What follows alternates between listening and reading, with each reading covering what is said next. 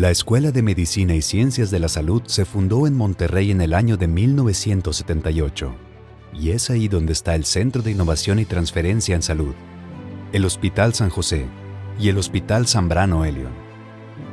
En Ciudad de México se encuentra la Unidad de Investigación de Enfermedades Metabólicas del Instituto Nacional de Ciencias Médicas y Nutrición, Salvador Subirán. En la ciudad de Guadalajara, el Centro de Ciencias de la Vida. En Chihuahua, la escuela es parte de Tec Salud, integrándose también el Hospital San José, Hospital Zambrano Elion, institutos y Fundación Tec Salud, formando un centro de atención, educación e investigación. Ser la mejor escuela de medicina y ciencias de la salud de Latinoamérica es nuestra visión, enfocándonos en bienestar, prevención y longevidad.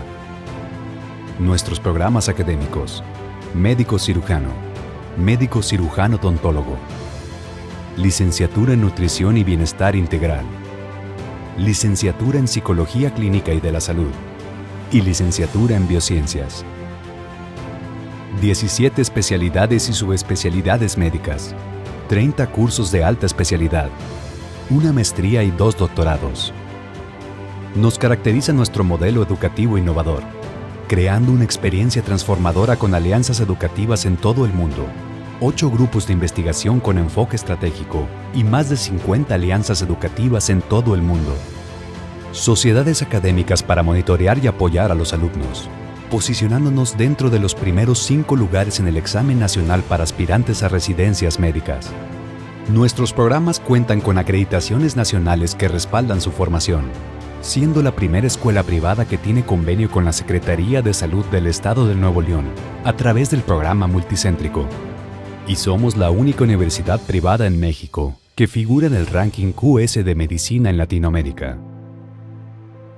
Ahora que nos conoces, explora, elige, libera tu potencial transformador.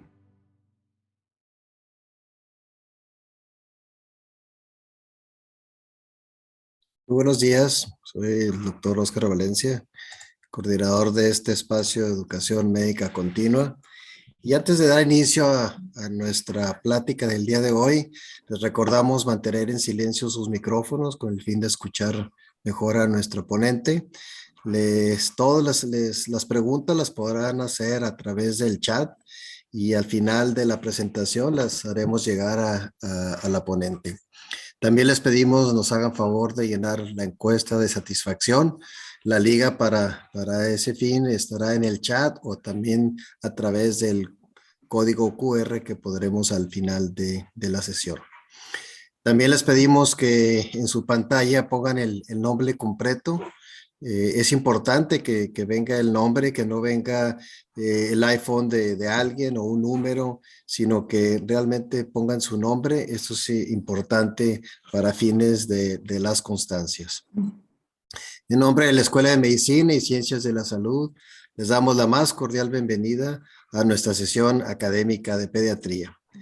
El día de hoy iniciaremos con el módulo de neumología pediátrica, que será coordinado por el doctor Enrique Villarreal, y le cedo la palabra para poder iniciar nuestra sesión. Adelante, Enrique. Muchas gracias, Oscar. Muy buenos días a todos. Espero que se encuentren todos bien, y a todos, primero que nada, les deseo un feliz inicio de año 2022. Es para mí realmente un gusto y un placer ser el anfitrión en el arranque de actividades académicas de esta importante plataforma académica del sistema Tec Salud y de la Escuela de Medicina y Ciencias de la Salud. En esta ocasión me permití invitar a 3 ponentes, lo que van a hacer uno cada miércoles a partir de hoy, y vamos a tocar temas de interés que consideramos de interés general para el pediatra en su práctica diaria. Agradezco al doctor Óscar Valencia la oportunidad de presentar a nuestra primera ponente de estos 3 temas de neumología pediátrica.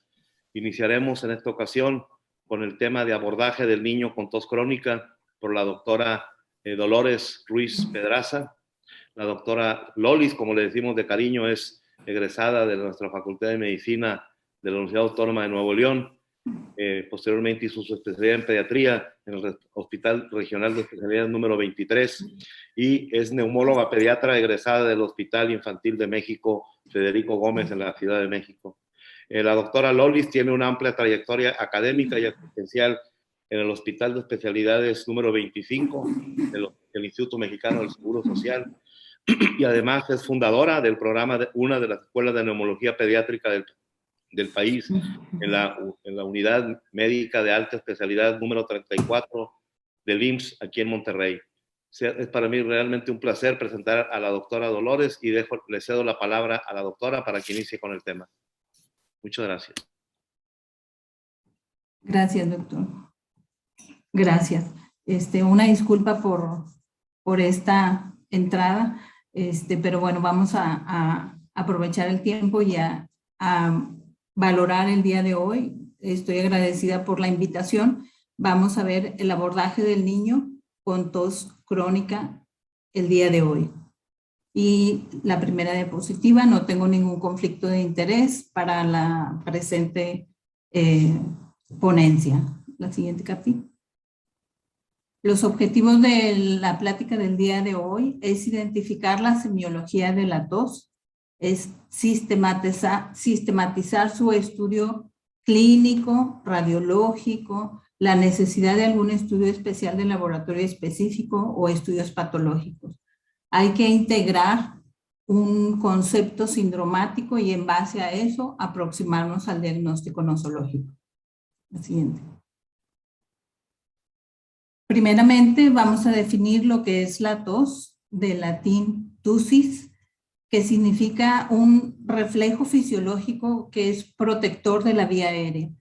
La mantiene limpia de secreciones, de factores químicos, físicos, mecánicos, que producen secreciones y que es parte integral de los mecanismos de defensa del aparato respiratorio junto con el aclaramiento mucociliar, la presencia de los macrófagos alveolares y el sistema inmune en general. Y consiste en una inspiración violenta que puede ser molesta dependiendo de la intensidad de la tos y puede incluso influir en la calidad de vida del paciente, interrumpiendo el comer, el sueño, sus actividades físicas, etc. La tos puede ser el signo o síntoma principal de las enfermedades respiratorias o puede ser un signo inicial de enfermedades no respiratorias. Se presenta en un 20-25% de las consultas de edad pediátrica y es el motivo principal de consulta en la valoración de neumología pediátrica. La siguiente. Tenemos que tener definido el tipo de tos, que generalmente es aguda, aquella que va de 2 a 4 semanas de duración. Cuando llega a la 4ª semana la nombramos como tos crónica y algunos autores la mencionan una tos aguda prolongada, aquella que va de la 3ª a la 4ª semana. Hay que identificar la tos recurrente, que es aquella que se presenta por más de 2 episodios consecutivos, que generalmente tiene un mismo inicio, una evolución, exactamente igual el primer cuadro y el segundo cuadro, y que generalmente tiene más de 1 o 2 semanas de evolución. Y la tos persistente es aquella tos que se recupera muy lentamente, que vamos en la 4ª semana de haber iniciado la fase aguda de la enfermedad, o que de plano no se modifica en este periodo de tiempo, 4 semanas. La siguiente. Hay que recordar los mecanismos o fases de la tos, pero inicialmente la presencia de los receptores, que estos se encuentran en todo el trayecto de la vía respiratoria. Los receptores más sensibles de la tos los tenemos a nivel faríngeo, a nivel de tráquea, a nivel de bronquios, pero existe a nivel de pericardio, a nivel esofágico, gástrico, a nivel de diafragma, que ante algún estímulo irritante viene Dentro de los mecanismos, la fase de la inspiración, que es una inspiración súbita, hay un cierre de la glotis. Eso aumenta la presión a nivel de los músculos torácicos y para tratar de expulsar la partícula que nos está irritando o provocando la tos, hay un incremento de las presiones a nivel torácico y a nivel subglótico. El incremento de estas vence el cierre de la glotis y ayuda a la expulsión súbita de aire, de secreciones, de partículas, de lo que haya a nivel de vías respiratorias. La siguiente. Existen pues diferentes factores etiológicos que van de aquellos desde las anormalidades congénitas, las patologías de la vía respiratoria superior, la presencia de microaspiraciones con niños con trastornos en la mecánica de la deglución o algún defecto anatómico, la aspiración de cuerpos extraños, enfermedades infecciosas, que es de los factores más comunes que observamos, trastornos inmunológicos o alérgicos, la presencia de cardiopatías congénitas o incluso causas psicógenas. La siguiente. El abordaje diagnóstico, pues principalmente, como todas las enfermedades, tenemos que empezar con la historia clínica y la exploración física. Con esto nosotros tenemos asegurado del 20 a 22% del diagnóstico del motivo de la tos de nuestro pequeño. Pero podemos ayudarnos o confirmar nuestra sospecha diagnóstica con estudios de laboratorio, pruebas de función pulmonar o radiografías. Eso es dentro de la primera evaluación. Y ya en base a la sospecha diagnóstica, pues ya utilizaremos ya estudios más invasivos. Lo vamos a ver más adelante. Me pasa la siguiente, Katy, por favor. Dentro de la historia clínica, pues es importante el interrogar los antecedentes familiares, saber si algún familiar tiene algún antecedente de tos o alguna enfermedad respiratoria que en forma secundaria pudiera repercutir en nuestro paciente pediátrico. Antecedentes perinatales, si fue prematuro, si hubo alguna necesidad de alguna ventilación mecánica o si presenta datos de dificultad respiratoria desde el nacimiento que en forma secundaria nos esté dando como secuela en la presencia de la tos. Hay que valorar la presencia de inmunizaciones, que los pacientes tengan su esquema de inmunización completo, valorar el crecimiento y desarrollo, que tenga un buen estado nutricional, los antecedentes personales patológicos, se ha enfermado de situaciones respiratorias, enfermedades respiratorias, o de qué otra enfermedad ha tenido nuestro paciente para valorar si tiene algún tipo de relación con lo que nosotros estamos viendo en manifestándose con la tos. Es importante que nos digan si existen antecedentes de hospitalización, sobre todo procesos respiratorios o neumónicos previos. Si están usando medicamentos actualmente o si han usado algún medicamento por más meses dentro de su valoración completa. Y dentro de los antecedentes no patológicos, pues es importante valorar si alguien fuma en la casa, si tienen mascotas, si los niños van a guardería, que son antecedentes importantes o que nos pueden servir como factor de riesgo para que nuestro paciente tenga recaídas o cuadros respiratorios. Me pasan la siguiente, Katy, por favor. Es importante que nosotros dentro del padecimiento actual hagamos una semiología completa de lo que es la tos. Entre ellos, pues vamos a valorar el tiempo de evolución que tiene nuestro paciente con la tos, las características de la tos, la acústica, el sonido, el tiempo de evolución o el tiempo de presentación de la misma y si tiene síntomas acompañantes. Por ejemplo, tenemos en la tos seca, generalmente es aquello con patologías de vías respiratorias superiores, generalmente en horario matutino. Si es una tos húmeda, podemos pensar en algunas enfermedades como síndrome sinobronquial o un reflujo crónico, que en los pacientes pediátricos pues se pudiera presentar durante la noche. Si es en la madrugada, pues pensamos que pudiera ser en relación a algún proceso alérgico. La tos de Krupp, pues estamos valorando un trastorno a nivel de laringe, de tráquea o de bronquios, dependiendo de la intensidad de la misma. Si existe la presencia de estridor o no al momento de que hacen el esfuerzo de la tos, o la tos en estacato, que es aquella tos que viene un proceso, una fase inspiratoria profunda y tiene múltiples toseduras que incluso pueden llegar a terminar en un silbido y en un agotamiento del paciente por el exceso de tos, de las toseduras. O una tos paroxística, que es una tos intermitente. Entonces es importante valorar cada uno de los tipos de tos, el sonido, el horario de presentación, para nosotros podernos orientar sobre qué patología de base nos está originando este signo o síntoma que es la tos. Me pasen la siguiente, por favor.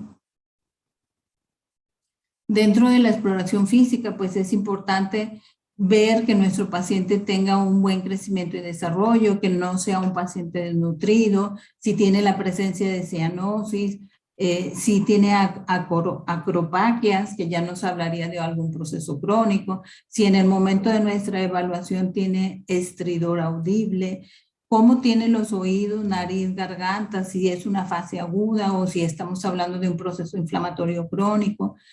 El tórax, si existe alguna deformidad, ya sea costal o a nivel de external, si en el momento que nos llega con nosotros, si tiene datos de dificultad respiratoria o no, si hay alguna deformidad o algún trastorno a nivel abdominal o de extremidades, todo esto es importante dentro de la exploración física. Si tiene signos neurológicos que nos hagan sospechar que sean las causas primordiales de la provocación de la tos en el niño. La siguiente, Katy, por favor. Existen diferentes formas de abordar la tos o las causas de la tos. Entre ellas podemos enfocarnos de acuerdo a la evolución sindromática que va teniendo el paciente. Por ejemplo, en aquellos que tienen una neumonía recurrente, que pensamos que pudiera tener daño pulmonar importante, incluso llegar a tener bronquiectasias, pues dentro de las patologías que tenemos la obligación de pensar es en fibrosis quística, si su evolución es crónica, discinesia ciliar primaria. Las inmunodeficiencias también pueden provocar daño pulmonar importante y hacer neumonías recurrentes cuando no se ha identificado el trastorno inmune. Las lesiones pulmonares congénitas, incluso la presencia de cuerpos extraños retenidos o fístula traqueoesofágica. Si pensamos que el paciente tiene eventos de aspiración que sean la causa de la tos, pues hay que pensar en alteraciones en la deglución, en la mecánica de la deglución o algún trastorno anatómico, en anormalidades neuromusculares y en forma secundaria trastornos en la deglución con riesgo de microaspiración, anomalías de laringe como alguna hendidura o algún otro trastorno, alteraciones de amígdalas o adenoides o fístula traqueoesofágica o reflujo severo. La tos crónica de presentación menos común, pero es frecuente en nuestra comunidad, es la presencia de tuberculosis o enfermedades como las micosis pulmonares o enfermedades atípicas como clamidia, secuelas de enfermedades virales o incluso hay que pensar en enfermedades de parasitosis. Cuando pensamos en una enfermedad, ¿me regresas la anterior? Cuando pensamos en una enfermedad pulmonar intersticial, pues es obligatorio pensar en enfermedades reumatológicas o enfermedades autoinmunes. en si existen antecedentes de alguna tumoración o alguna enfermedad linfoproliferativa donde estén usando medicamentos citotóxicos o algún tipo de radiación en forma secundaria nos puede originar un daño pulmonar.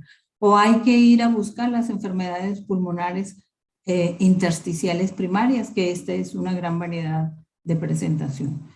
Cuando pensamos que la anomalía es en la vía aérea, pues hay que ver la vía intraluminal, si existe laringomalacia, por ejemplo, en los niños pequeños, o tráqueo o broncomalacia.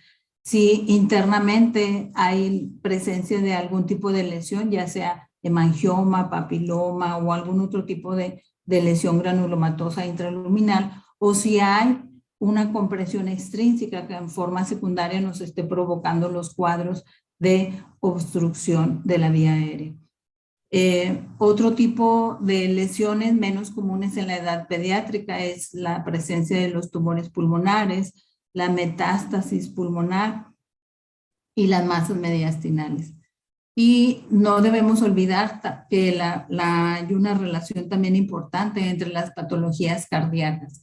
Una, podemos tener hipertensión arterial primaria, pulmonar primaria, o tener algún tipo de cardiopatía congénita que en forma secundaria repercuta a nivel pulmonar.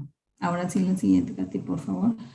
La forma de estudiar estos pacientes es pues de acuerdo a las presentaciones habituales por edad. En lactantes pues es obligado identificar anomalías congénitas, entre ellas malformaciones de la vía aérea, presencia de fístulas traqueoesofágicas, hendiduras laringeas o la laringomalacia, que es de las enfermedades más comunes.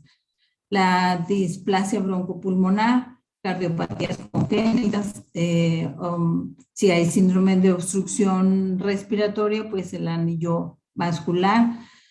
Es importante considerar aquellos pacientes que tienen alteraciones neuromusculares que nos puedan, como mencionábamos, tener un trastorno en la deglución en forma secundaria y un daño pulmonar crónico con presencia de tos en forma persistente o recurrente. Las infecciones virales, virus sincitial respiratorio, adenovirus, citomegalovirus, pueden quedarnos con algún tipo de secuela, no solamente dar en el cuadro inicial, sino persistir con un daño por proceso inflamatorio. Bacterias atípicas, entre ellas clamidia en edades tempranas o tuberculosis, menos frecuente encontrados en los lactantes. La presencia de reflujo gastroesofágico, cardiopatías congénitas, y debemos de tener siempre presente la enfermedad de fibrosis quística desde la edad de lactantes, aunque no tengan tanta repercusión pulmonar en este momento. En la edad preescolar, lo más común que vemos son las enfermedades virales y bacterianas. La presencia de vías respiratorias altas como sinusitis, adenoiditis, y que en forma secundaria nos provocan la tos crónica o incluso repercusión pulmonar. La presencia de asma, en esta edad todavía podemos encontrar reflujo gastroesofágico y es común la presentación de los cuerpos extraños en la vía aérea. En escolares y adolescentes, lo más común que encontramos es la presencia de rinosinusitis, la presencia de asma, tos psicógena. En estos tiempos hemos tenido muchos casos de acuerdo al cambio de situación que estamos viviendo con la pandemia. Ha provocado mucho estrés en los adolescentes y hemos tenido un elevado incremento de estos pacientes con tos psicógena. Hay que buscar enfermedades pulmonares intersticiales, reflujo gastroesofágico o infecciones, procesos infecciones que en forma secundaria nos provoquen tos. Me pasan la siguiente, por favor. Para el estudio de los pacientes con tos, pues lo dividimos en 3 fases. En la fase número 1, como mencionábamos, es la fase inicial, donde podemos encontrar hasta 22% de un diagnóstico para iniciar un tratamiento específico en estos pacientes. Y en la fase 1, pues incluye lo que es la historia clínica, la exploración física. Como decía, si es necesario, podemos apoyarnos con una radiografía de tórax, de senos paranasales, biometría hemática, un coproparasitoscópico, inmunoglobulinas, PPD, incluso las pruebas de función pulmonar van dentro de esta primera fase de estudio de los pacientes, que generalmente es la fase menos invasiva. Pasamos a la siguiente. En la fase 2, pues nos vamos a ir apoyando de acuerdo a la sospecha diagnóstica sindromática que tengamos del paciente. Por ejemplo, si pensamos en síntomas digestivos, pues está la serie esófago-gastroduodenal, la mecánica de la deglución. Podemos solicitar un gamagrama gastroesofágico. Puede ser de una sola fase para evaluar el reflujo o de 2 fases en forma tardía, ya sea 12 o 24 horas, para valorar la presencia de microaspiraciones. Si es importante, tenemos que realizar una broncoscopía, buscamos intencionadamente los lipófagos para poder iniciar el tratamiento de ellos. Si tenemos pacientes con sospecha de obstrucción de la vía aérea, pues hay que hacer radiografías de tórax, de senos paranasales, incluso en algunos casos una tomografía. Hay que hacer estudio de eosinófilos de mucosa nasal, pruebas de función pulmonar para ver el grado de obstrucción que tiene nuestro paciente, y si estamos pensando en una obstrucción mecánica, incluso broncoscopía. En síntomas de supuración broncopulmonar solicitamos radiografías de tórax, en algunos pacientes la tomografía axial de alta resolución, electrolitos en sudor, y para complementar la broncoscopía. En sospecha de daño intersticial, pues el TAC de alta resolución es una de las situaciones que más nos apoya para el diagnóstico. Hay que realizar las pruebas de función de estos pacientes y ya nos iríamos a complementar con una tercera fase de estudios, que sería dentro la realización de una biopsia, puede ser endobronquial o ya a cielo abierto. Y en las cardiopatías, pues es obligado a hacer una valoración cardiológica que incluya el ecocardiograma. En aquellos pacientes que requieren una angiografía, pues podemos realizar esta o podemos realizar un angiotac, dependiendo de lo que estemos buscando de nuestro paciente. ¿Me pasa la siguiente, por favor?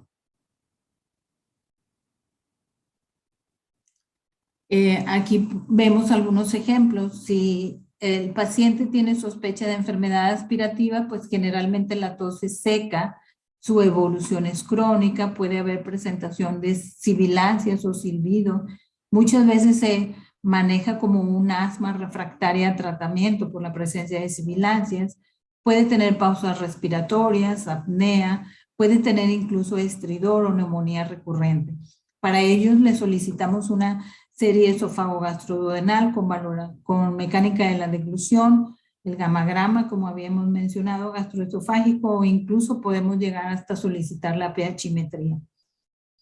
Si realizamos en nuestro paciente, pues hay que valorar trastornos en la mecánica de la deglución vía broncoscopía, si existe algún tipo de hendidura laringea que nos esté provocando el fenómeno aspirativo, si hay fístulas traqueoesofágicas, y como mencionaba hace rato, pues vemos lo que es la búsqueda de lipófagos en el lavado broncoalveolar. ¿Me pasa el siguiente? En sospecha obstructiva, generalmente la tos es seca, puede ser de evolución aguda o puede hacerse crónica, a presencia de sibilancias, estridor, el cual puede ser inspiratorio si la lesión es alta, bifásico, o expiratorio si la obstrucción es a nivel intratorácico.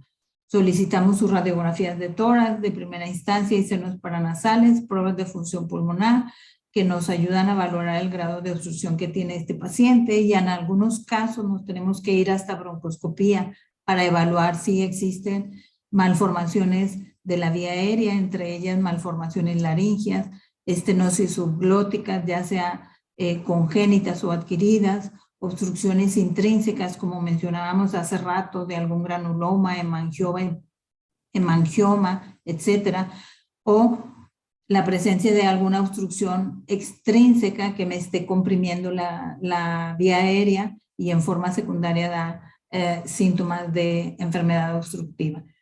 Y pues siempre hay que pensar en la presencia del cuerpo extraño, sobre todo cuando es de inicio súbito y de una fase aguda. ¿Me pasa la siguiente? Aquí hay ejemplos, como mencionaba, es un inicio súbito, agudo, puede haber o no sibilancias, puede haber o no estridor, o incluso el paciente puede estar asintomático. Esto va a depender del tiempo de evolución de aspiración del cuerpo extraño, del tipo de cuerpo extraño que haya aspirado del sitio o localización donde encontremos el cuerpo extraño. ¿Me pasa el siguiente? En sospecha de cualquier patología respiratoria, pues es importante realizar las pruebas de función pulmonar de acuerdo a la edad del paciente, porque estas nos van a ayudar a evaluar la mecánica respiratoria, el intercambio gaseoso, el grado de proceso inflamatorio, la respuesta al tratamiento que nosotros hayamos elegido de acuerdo a la enfermedad de base del paciente. La siguiente. En sospecha de supuración broncopulmonar, pues generalmente vamos a encontrar una tos húmeda de evolución, puede ser aguda en alguna enfermedad infecciosa o crónica, como en este paciente en fibrosis quística. La expectoración puede ser mucosa, purulenta, sanguinolenta. Puede haber datos de dificultad respiratoria al momento de la exploración física o la presencia de cianosis. Para ellos utilizamos estudios de imagen que incluyan la tomografía axial computarizada, las pruebas de función pulmonar para ver si la lesión es obstructiva, restrictiva, generalmente en este tipo de casos. Hay que evaluar también si el daño pulmonar que nosotros estamos viendo inicial es secundario a una evolución crónica, como mencionábamos, la presencia de inmunodeficiencias. Aquí en este caso que les muestro aquí es un paciente con fibrosis quística y es obligado a realizar los electrolitos en sudor. Si hacemos la broncoscopía, generalmente vamos a encontrar un proceso inflamatorio generalizado. Hay que valorar si existe alguna normalidad anatómica y el lavado bronquialveolar en estos pacientes nos ayuda bastante porque podemos hacer estudios bacteriológicos, citológicos o incluso de inmunohistoquímica. ¿Me pasa la siguiente? Hay causas de supuración broncopulmonar. Dentro de las de mayor a menor frecuencia, pues podemos encontrar el síndrome sinobronquial, las neumonías infecciosas agudas o crónicas, aquellas neumonías que nos dejan una secuela, una complicación en la fase aguda, que no hay una buena evolución al tratamiento inicial. Aquellos pacientes que pueden tener tuberculosis pulmonar o incluso micosis pulmonar. La inmunodeficiencia severa también es una de las que más comúnmente vemos como presentación de supuración broncopulmonar. Las neumonías aspirativas y la presencia de cuerpos extraños no sospechados o retenidos durante tiempos prolongados. ¿Me pasa el siguiente? En sospecha de daño intersticial, generalmente los pacientes tienen tos seca. Podemos identificarlos por la presencia de una disnea que es progresiva. Van valorando los pacientes alguna presencia de cansancio progresivo. Puede tener o no cianosis en fases iniciales y en fases tardías ya son pacientes que presentan cianosis. Puede haber ataque al estado general. Generalmente en ellos tomamos una tomografía de alta resolución, pruebas de función pulmonar, marcadores de enfermedades autoinmunes o sistémicas, marcadores tumorales. Podemos realizar o apoyarnos dentro del diagnóstico con un gammagrama pulmonar ventilatorio perfusorio, incluso realizar broncoscopías para toma de muestras específicas, evaluación de lavado bronquial alveolar, realización inmunohistoquímica, tomar algún tipo de biopsia, etcétera, para poder identificar la patología de base. ¿Me pasa la siguiente?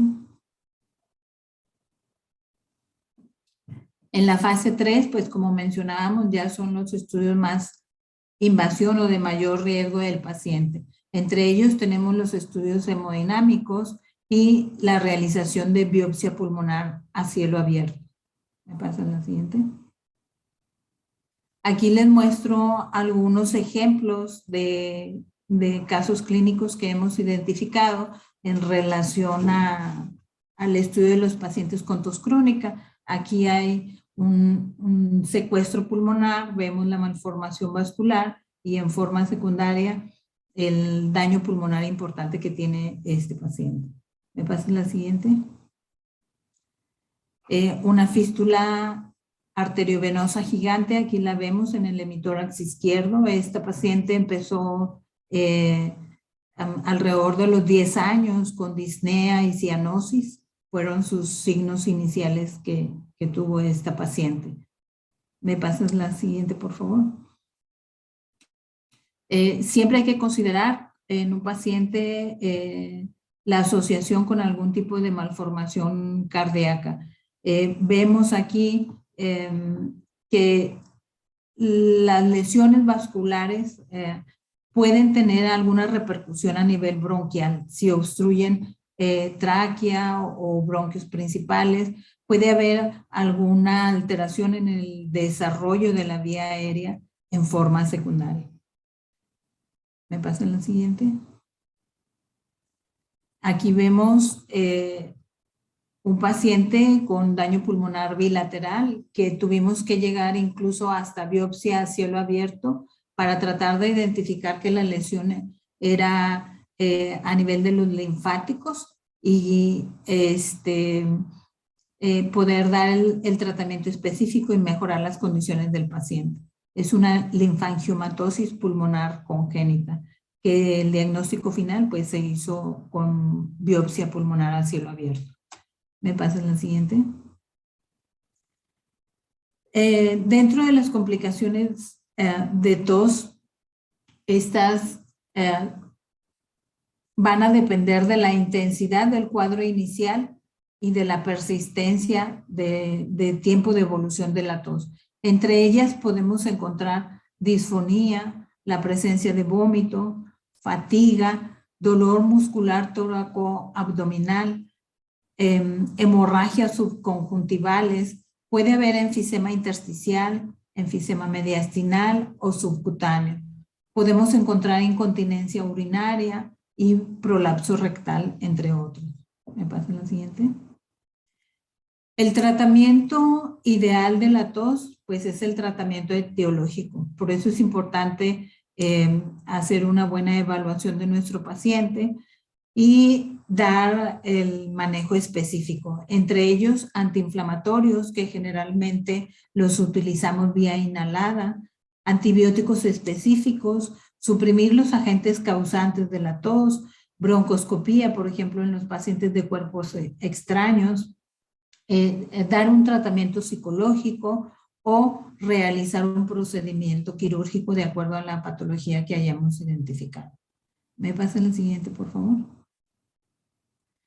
Y bueno, como conclusión, pues tenemos que tener presente que la tos crónica es aquella que se presenta por más de 4 semanas a pesar de un tratamiento específico con supervisión médica. Las causas más frecuentes de tos crónica en la edad pediátrica son asma, sinusitis, trastornos digestivos y secuelas virales. El 22% de los casos de tos crónica, el diagnóstico lo podemos hacer dentro de la primera fase. Y los estudios de segunda fase y tercera fase nos ayudan en identificar la causa etiológica en 98% de los casos. Hay que iniciar siempre un protocolo de estudio diagnóstico neumológico en los pacientes de tos crónica, ya que el tratamiento específico, como vimos, depende de su etiología. Y es todo. Muchas gracias.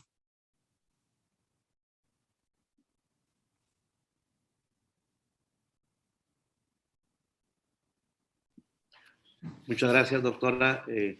Un placer escuchar su interesante ponencia.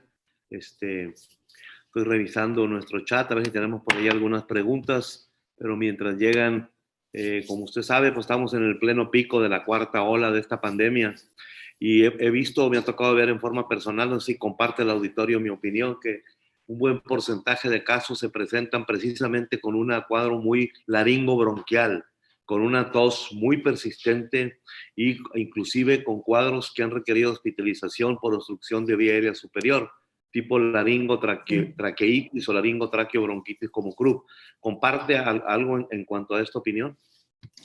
Sí, doctor, no he tenido la experiencia de tener casos complicados, pero lo que hemos estado viendo ahorita sí es una repercusión obstructiva, ¿sí? La mayoría le menciono, no he tenido algún caso complicado, pero la mayoría de los pacientes han tenido una buena respuesta solamente con la vigilancia o algún tipo de antiinflamatorio inhalado en ellos.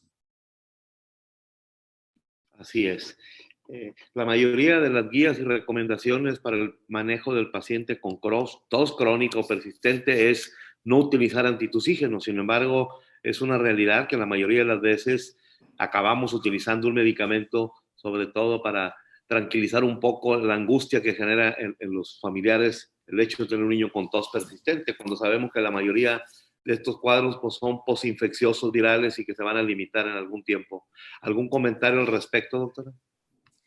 Pues sí, como mencionaba usted, dentro de la evaluación de los pacientes que tenemos en la edad pediátrica, pues es importante identificar qué es lo que nos está provocando. Si consideramos que el proceso es agudo, el uso de antituxígenos, pues a lo mejor alrededor de 2 o 3 días pudiera ser de utilidad, siempre y cuando nos apoyemos en algún otro tratamiento, por ejemplo, en algún antihistamínico, el antibiótico, lo que vaya requiriendo el paciente de acuerdo a la evaluación que hagamos en ese momento.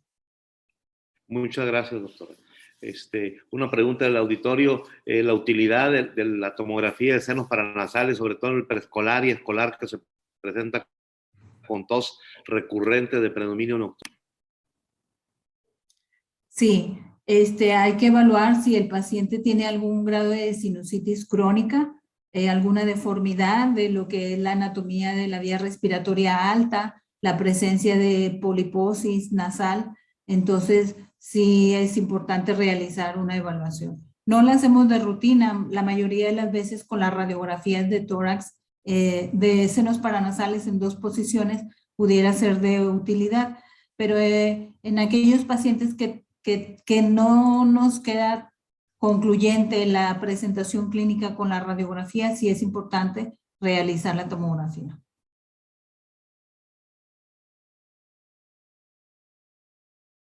Bien, doctora, muchas gracias. Si no hubiera alguna otra pregunta por parte del auditorio, no me resta más que agradecer a la doctora Lolis por su excelente participación y cedo la palabra al doctor Valencia para cerrar nuestra primera sesión del año. Muchas gracias. Gracias.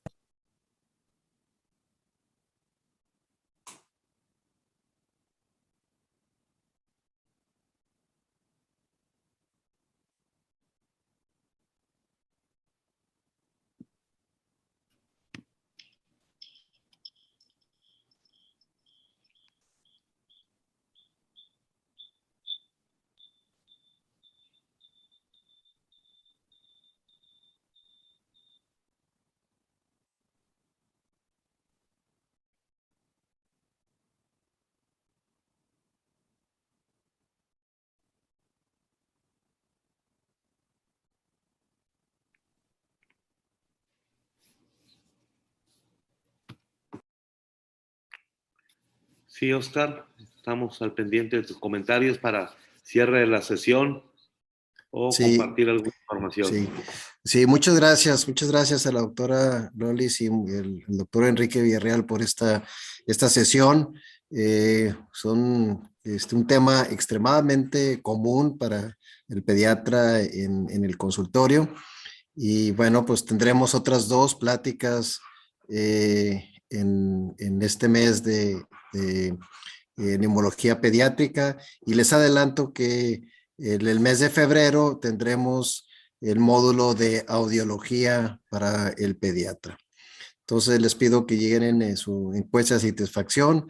La próxima semana tendremos el tema de neumopatía crónica por broncoaspiración por el doctor Soto.